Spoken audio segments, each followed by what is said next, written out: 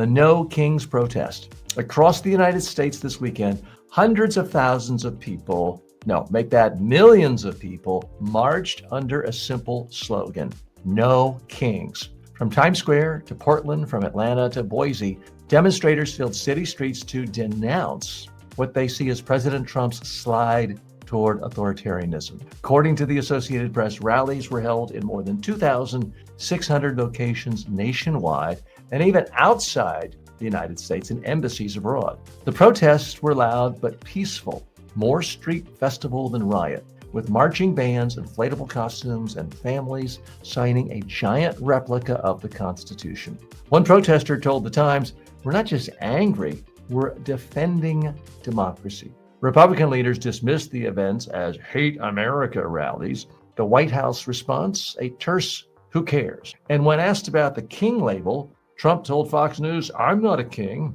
But history shows that tyrants rarely fall because they're unpopular. Only when citizens organize, persist, and make a country ungovernable. And while mass resistance is rising, Trump's approval remains between 40 and 43%, a stubborn base strong enough with gerrymandered districts, the Senate in balance, and the Electoral College to keep him and his party in power for years to come. If an estimated 5 million people march, and it's hard to get the exact numbers for these protests, but let's assume 5 million people march. That's roughly 2% of eligible U.S. voters, still short of the 3.5% threshold that history shows is needed for nonviolent movements to prevail. More on that in a moment. So what's the real message from this No Kings today? There are millions and millions of Americans who are fed up with Donald Trump. Not any one policy, but the idea that he wants to act like a king, a dictator. And they're saying, we have had enough, and we're going to speak out loudly. Let's dig a little bit deeper here. Now, I was fortunate enough to attend one of these rallies. And I have to tell you, I was not there as a journalist. I'm a communications and personal development expert. I don't hold myself out as a journalist here. I was there simply as an American. Now, those of you who've seen this show before or know anything about me, I consider myself a sane, sensible centrist. I'm not somebody, I don't know if I've ever even been to a political protest in my life. I'm not a young man, but I'm too young for the Vietnam War protests. So that's just not my shtick. But I just felt that I really couldn't sit back as I see our country destroyed by this wannabe dictator, the Great Orange One. When we see the U.S. military attacking our own citizens on U.S. soil, when we see various courts ignored by a dictator who says legal rulings don't apply to me, when we see the separation of powers disregarded on a daily basis, when we see the Department of Justice turned into a mobster's enforcement racket, it's just too much. I want to share with you a few scenes from yesterday. This was one of the things I saw. Let me see if I can make that full screen here for you. Okay. I was struck by how funny so many of the signs were. Could someone explain which crimes get you deported and which ones get you elected president? It's so confusing. That was a good one. Trump is the worst president since Trump. I thought that was funny. And here I am at the rally, a little more casually dressed than you normally see me. And I was struck by just how many. I was about a dozen miles away from Mar-a-Lago, which is ground zero for MAGA world here in South Florida. So here I am. I'll just go give you some crowd shots, some flavor. Here I'm just walking down the sidewalk. Everyone mild-mannered, quite pleasant, jovial. There were people of every race, every ethnicity. Now here's something, it's going to sound odd for me to say this for a moment, but bear with me and I'll tell you why. I was frankly struck by how many affluent-looking, wealthy-looking, older white people were there. Now, if you listen to the White House and the Trump administration, they will essentially tell you the only people against them are dark-skinned criminals from third world countries. That's essentially the message of the White House.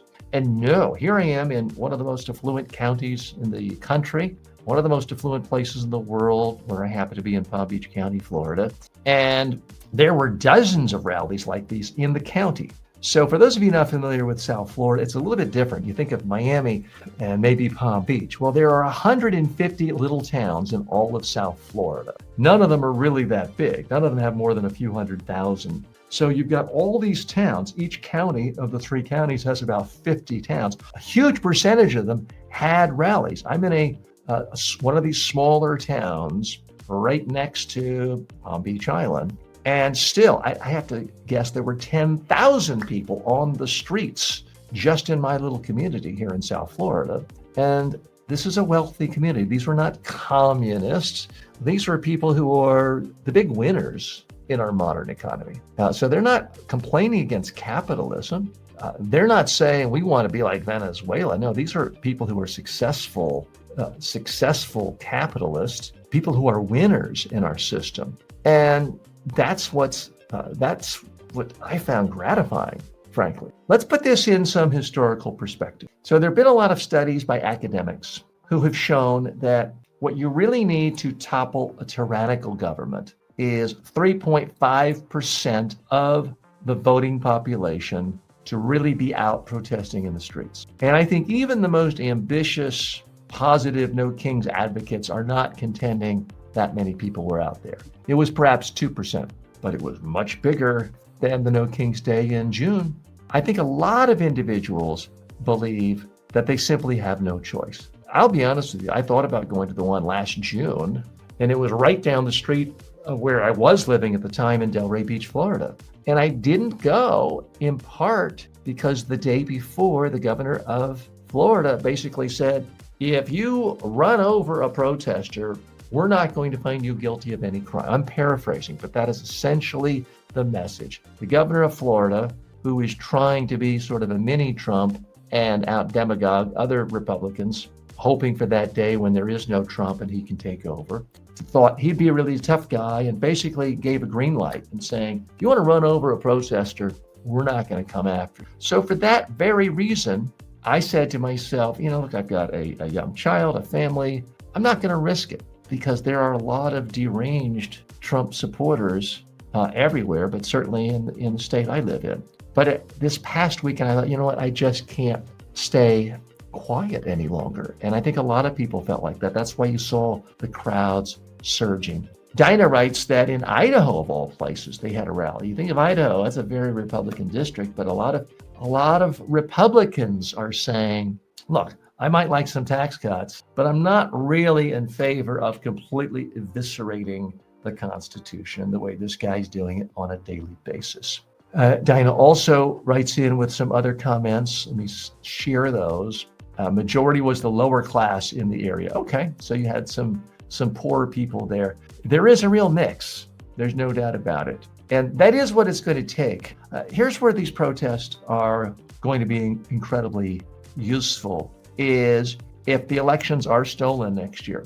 If we have 2020 congressional elections and the Trump administration decides to send ICE or the National Guard or the Navy to certain key swing states in just enough precincts and they're all of a sudden scaring people and throwing people to the ground, saying, hey, you look like an immigrant. Let me throw you to the ground. Voters are going to go home. They're going to say, look, I care about our country, but I don't want to get my skull cracked. So they're going to stay at home. So it's going to be relatively easy, just with what Trump is doing already, using military, using ICE, using National Guard, to intimidate people in key districts, swing districts, to sway the 2026 election. And if he does in fact keep the House and the Senate, and he should keep the Senate regardless, that means he can further consolidate his power. So then there's going to be a real decision to be made by the Democratic Party, by centrists everywhere, by never Trump Republicans.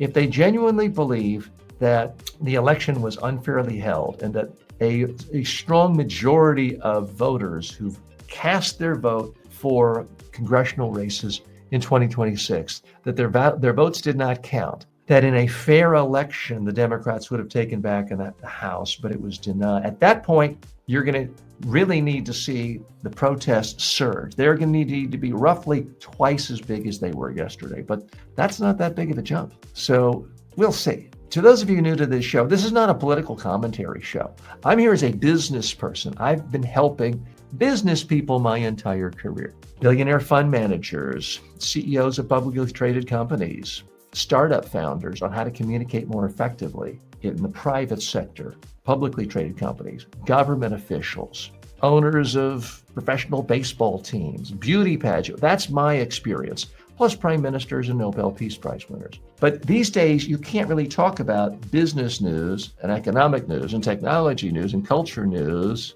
without talking about what's happening in DC, because that's the downside. That's why democracies don't really like authoritarian governments. The authoritarian government tries to control every aspect of business and technology and culture. So my hand is kind of forced. I hope we can get back to the day where I can do an entire show about top business stories and never even have to mention the great orange one.